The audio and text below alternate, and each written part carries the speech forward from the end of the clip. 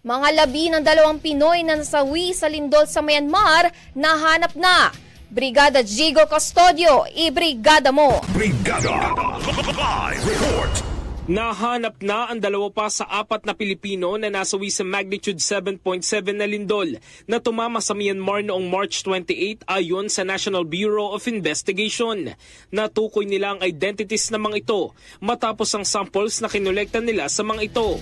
Kumuha rin ng NBI ng samples mula sa pamilya ng mga biktima.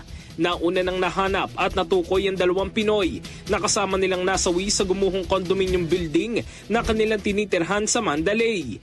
Mahigit 3,000 tao ang nasawi sa mapaminsalang lindol na nakaapekto rin sa katabi nitong bansa na Thailand. In the heart of changing lives, ako si Brigada Jigo Custodio ng 15.1 Brigada News of Manila, the Music News Authority.